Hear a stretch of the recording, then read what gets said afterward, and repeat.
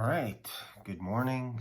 This is Shane from Book Palace 2020, and today we are continuing on with trying to memorize this beast of a book, Tribe of Mentors, Tim Ferris. Very interesting book, by the way. Having fun reading it as well as trying to memorize all the people that are in it. Now, my goal is to be able to remember all 130 people in this book and to be able to recite them in order or out of order, depending. I want to be able to remember the page number as well as where these people are. So right now, I'm in the process of storing all these people in my house. That's why I call this channel the Book Palace. So I'm using a technique called the Memory Palace.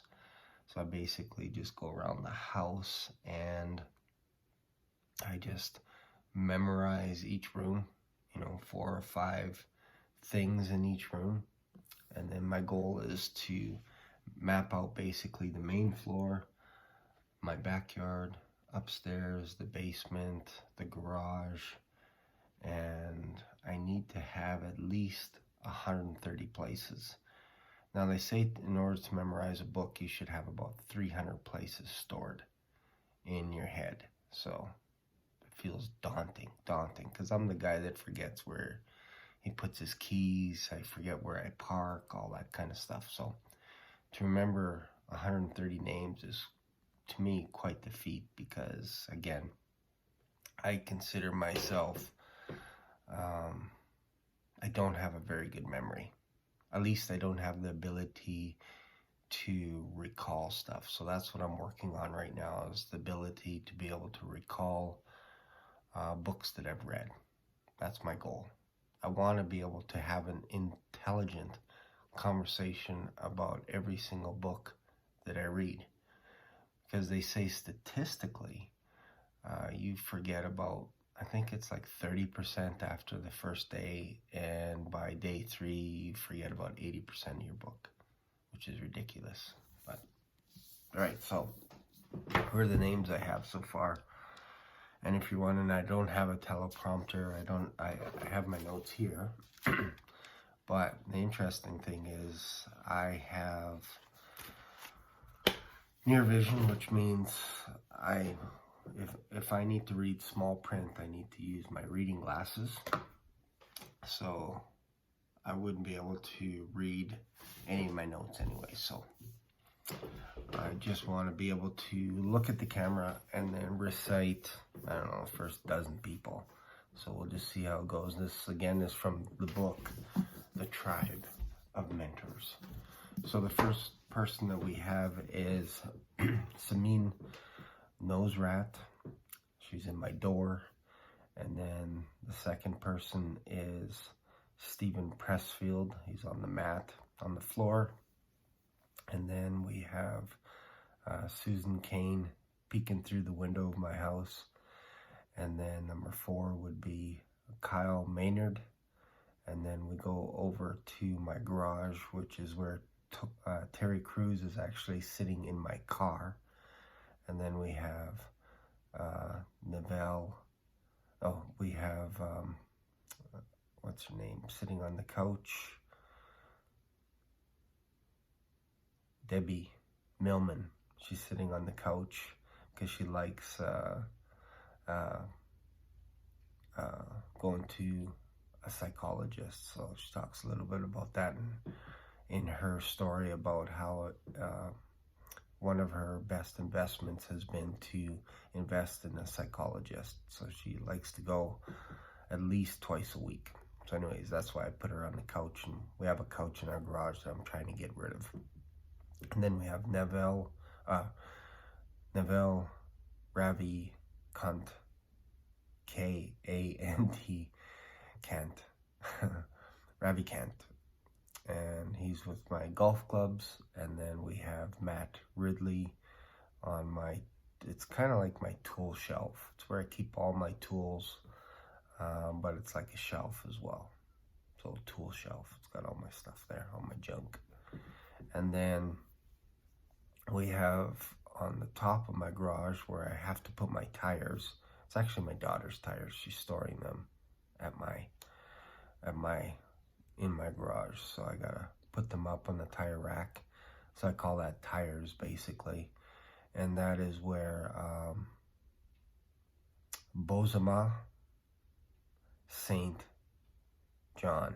So I just picture Bozo the Clown sitting up there in the tire rack on standby in case there's ever an emergency, 911 to call. So like St. John's ambulance. So Bozema, St. John. That's the only way I can remember that.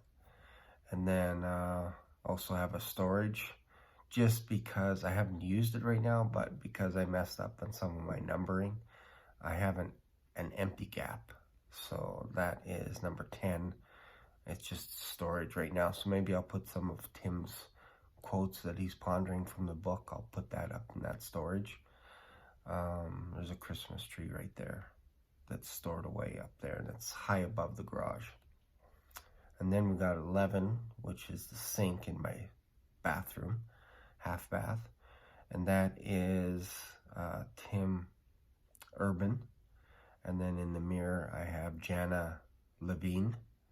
And then over to the right, I have a nice little, it's like a little bookshelf, but it's actually a shelf. And it has 3 shelves on it. The middle one is kind of like seaweed.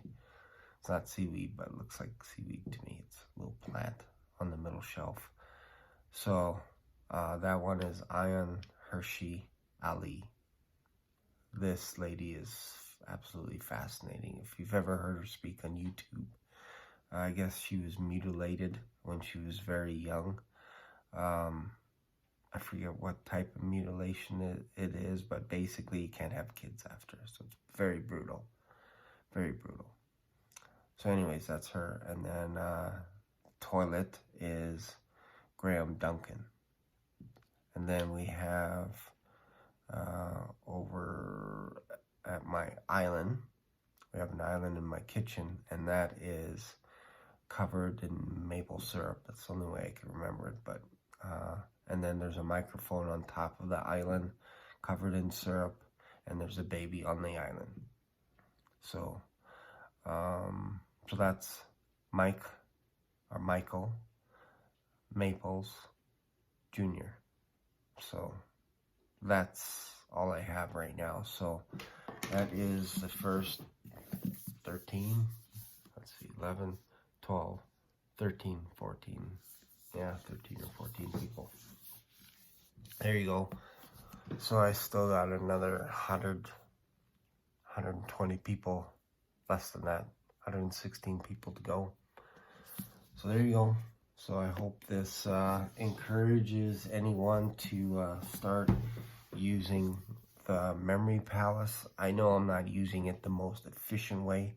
There's probably better ways to remember people in a book, remember names, faces, all that kind of stuff. So like I said, I'm just in the process of learning this new technique because I forget things very easily, very easily. I've forgotten where I've parked. I've walked out of malls and then lost my car, all that kind of stuff. Not kidding, not kidding. I'll give you an example of that just to give you an idea. We bought some Calgary Flames tickets. I went with my wife, my brother-in-law, and his wife.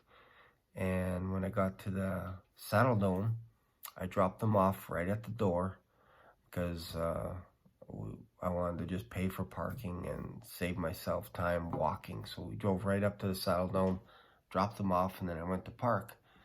And I found the parking lot just immediately south of the Saddle Dome, like right away, like you're right there. And I remember seeing a fence line, and I'm like, okay, I'm gonna park right by the fence. I get out of my car and I can walk right into the Saddle Dome. So easy, maybe 3 cars in, something like that. And I'm like, I got it. I got this. So then I go in, watch the game.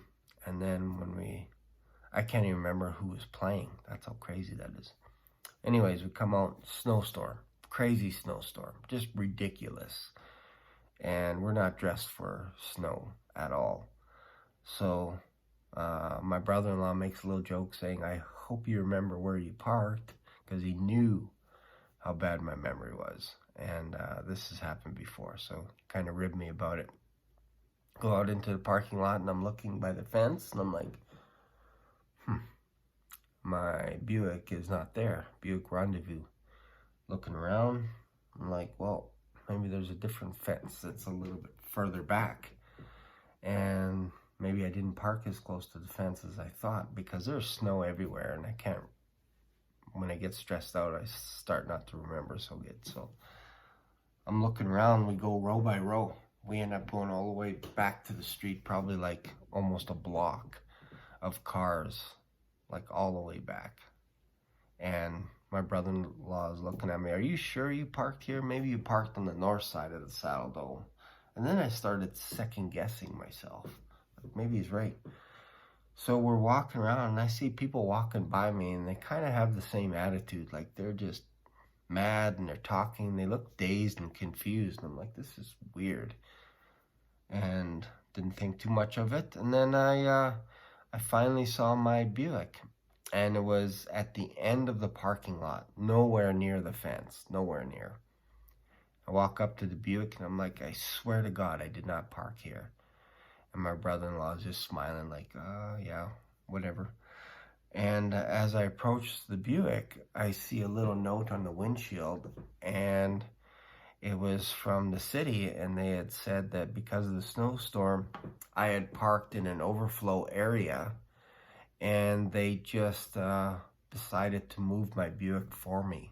They put it on a flatbed, moved a ton of people to the back side of the parking lot so they can clear by the fence and they can have easy access in and out. It wasn't parked illegally, but in a snowstorm, they have to have that area cleared. So they moved everybody that was along that fence. And so, yeah, so I had no idea that they could just throw my Buick on top of a flatbed truck and then move it to the south side of the parking lot. But because of my habit of forgetting where I parked, that threw me for a loop. And I was like, I swear to God, I parked by the fence. And when I walked out, my Buick wasn't there. So there you go. There's a little story about me and about my memory. That time it wasn't so bad, but it felt like when you're used to losing things and then it really happens, it throws you for a loop. So that's why I am trying to memorize books. So that's it for this video. Thanks for watching. Really appreciate it. And I gotta go to work. I'll see you later.